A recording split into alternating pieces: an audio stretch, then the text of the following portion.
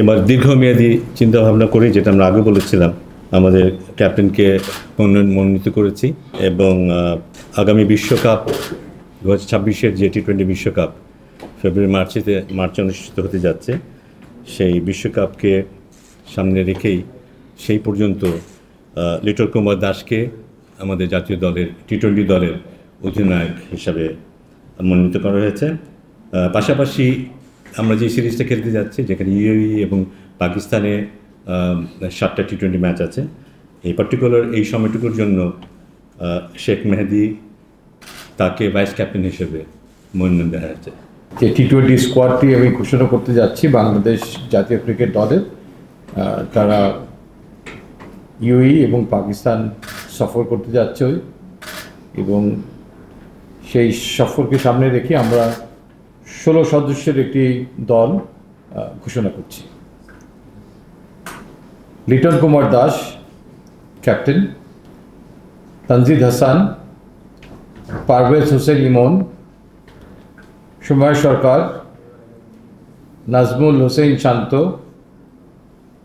MD Tawhid Hridoy, MD Shamim Hossain, Jaker Ali Anik, MD Rishad Hossain, Sheikh Mahedi Hasan, MD Tanvir Islam, MD Mustafizur Rahman, Hasan Mahmud, Tanzim Hasan Sakib, Nahid Rana and MD Shoriful Islam. আমার question Faim ভাইকে, cricket board কি চিন্তায় কি বিবেচনায় শেখ মেহেদীকে ভাইস ক্যাপ্টেন, ইভেন ক্লাব ক্রিকেটেও সে কিন্তু ভাইস ক্যাপ্টেন্সি করে কিনা আমি ব্যাখ্যা করবে। যে দলটা এই মুহূর্তে আছে সেখানে কিন্তু খুব অভিজ্ঞতা সম্পন্ন খেলোয়াড়ের সংখ্যা খুব কম। এটা আমরা সবাই জানি যে শেখ মেহেদী কিন্তু টি-20 ফর্মেটে কিন্তু kind of an automatic choice, regular player কিন্তু, এবং ওর যে অভিজ্ঞতা আছে, ওর যে ট্যাকটিক্যাল নলেজ আছে, সেটা আমরা প্রায়শই দেখতে পাই এবং সেটার ব্যাপারেও সেটা আমাদের চোখে পড়েছে। সেটা নিয়ে আমরা সিলেক্টর বলেন কিংবা কোচ কিংবা আমাদের অন্য যারা আছেন তাদের সবার সাথে এটা নিয়ে আলোচনা হয়েছে এবং মনে হয়েছে যে এই মুহূর্তে আমরা যদি তাকে এই সুযোগটা দিই, আমরা দেখতে পারবো যে সে কীভাবে সেটা প্রয়োগ করে। আমরা যদি আপনি খেয়াল করে দেখেন যে আমরা কিন্তু শুধু এই সিরিজের জন্য কিন্তু এটা ঘোষণা করেছি। আমাদের ইচ্ছা আছে যে এভাবে আমরা হয়তো বিভিন্ন জনকে দেখার চেষ্টা করব এবং পাশাপাশি একজন অধিনায়কের আন্ডারে আরেকজন অধিনায়ককে গড়ে তোলার চেষ্টা থাকবে। হয়তো 2-3 জনকে আমরা ট্রাই করব, তাদের মধ্যে কেউ না কেউ হয়তো বেরিয়ে আসবে খুব ভালো হিসেবে এবং তাকেই হয়তো পরবর্তীতে আমরা কন্টিনিউ করব। এর আগে ছিল বাহাদি সিনার, নাসুমকে আপনারা ক্যারি করলেন অনেকদিন ধরে এবং তিনি দলের সঙ্গে খেললেন, তাকে অপরিহার্য করে তোলার মতো একটা পরিবেশ তৈরি করা হতো বাংলাদেশে। হঠাৎ করে সে আবার বাইরে চলে গেল, তার জায়গায় আসলে তানভীর। ধন্যবাদ আপনাকে। আপনি হয়তো লক্ষ্য করেছেন যে আমরা যখন লাস্ট গ্লোবাল টি-20 ওয়ার্ল্ড কাপটা খেললাম আমেরিকাতে এবং ওয়েস্ট ইন্ডিজে, তখন কিন্তু তানভীরকে আমরা ক্যারি করেছিলাম জাতীয় দলের সঙ্গে। পরবর্তী পর্যায়ে তার হাতে একটা ফ্র্যাকচার হয় এবং এই ফ্র্যাকচার হওয়ার কারণেই তিনি দীর্ঘদিন খেলার বাইরে ছিলেন এবং ওয়েস্ট ইন্ডিজ ট্যুরের সময় তিনি অ্যাভেলেবেল ছিলেন না। তো সেই জায়গাটাতেই আমরা তখন নাসিমকে নিয়ে যাই। নাসিম আমাদের হোয়াইট বল চিন্তাভাবনা এখনও আছে এবং উনি নিউজিল্যান্ড এই দলের সঙ্গেও একদিনের ক্রিকেটে খেলবেন। লিপু ভাই, আপনারা যখন ক্যাপ্টেন নির্বাচন করেন, ক্যাপ্টেনের সাথে যখন বসেছিলেন, তো ক্যাপ্টেনের ভাবনাটা কি ছিল? যেহেতু তাকে 2026 টি-20 বিশ্বকাপ পর্যন্ত নতুন ক্যাপ্টেন হিসেবে দেওয়া হয়েছিল, ওয়েস্ট তিনি ক্যাপ্টেন ছিলেন, তো ক্যাপ্টেনের থটস কি ছিল? আর সঙ্গে আগের আমাদের যে 3 ফরম্যাটের ক্যাপ্টেন ছিল শান্ত, তার সঙ্গে আলোচনা হয়েছে কিনা, তিনি তখন কি বলছিলেন? দেখেন, আমাদের একটা স্ট্যান্ডার্ড যে প্রসিডিউরটা, যে যখন আমরা অবহিত হতে পারি যে কে দলকে নেতৃত্ব দিতে যাচ্ছেন, তার সঙ্গে ইউজুয়ালি আমরা কথা বলি বরাবরই, এটাই প্র্যাকটিস এবং হেড কোচের সঙ্গে আলোচনা হয়।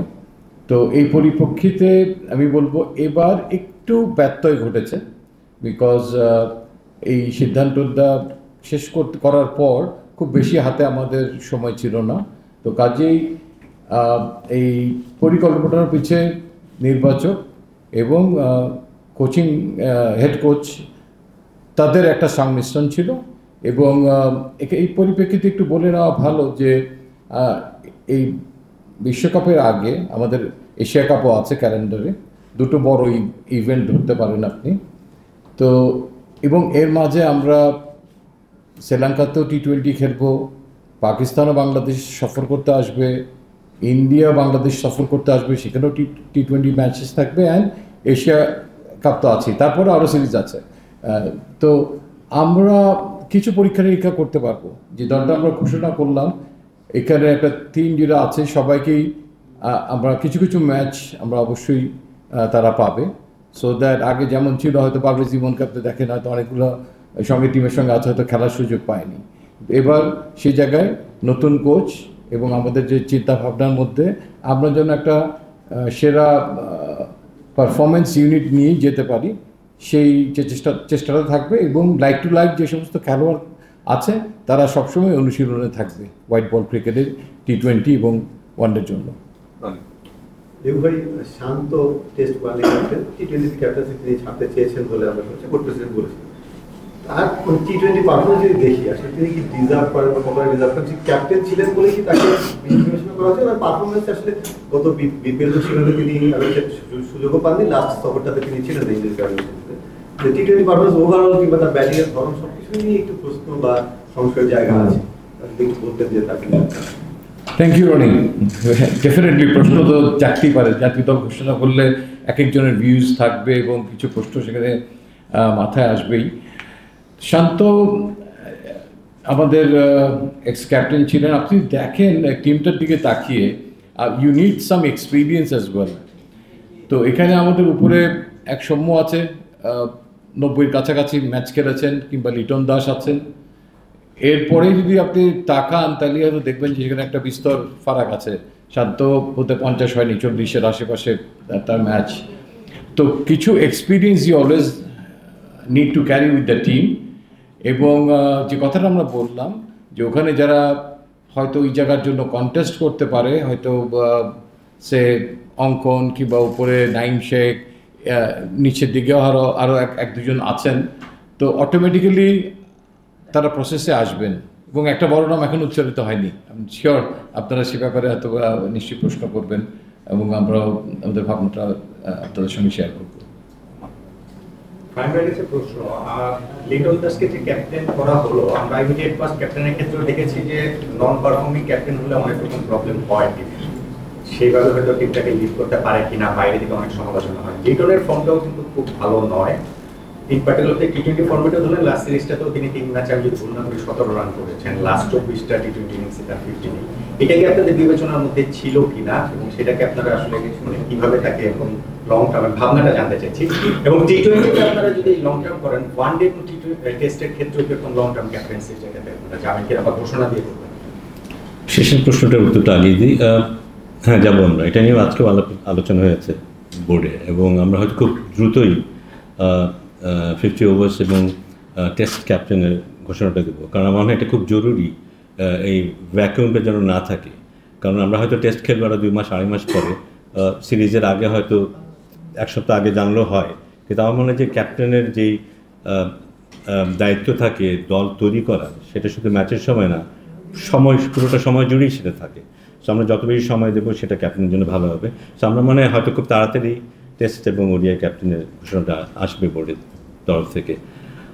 লিটন কুমার দাসের একটু আগে যেটা আমাদের চিফ সিলেক্টর বললেন, যে অভিজ্ঞতার একটা গুরুত্বপূর্ণ ফ্যাক্টর হয়ে দাঁড়িয়েছে আমাদের এখানে। আমাদের এখানে খুব বেশি অভিজ্ঞ খেলোয়াড় এখানে নেই, কিন্তু পাশাপাশি ওর বিষয় নিয়ে আলোচনা হয়েছে, পারফরমেন্স নিয়ে আলোচনা হয়েছে, হয়নি যে তা নয়, বাট আমাদের মনে হয়েছে যে ওর মধ্যে যেই সম্ভাবনাটা আছে, ও যদি নিজের খেলাটাকে ঠিকমতো গুছিয়ে নিতে পারে তাহলে he can be an asset for the team.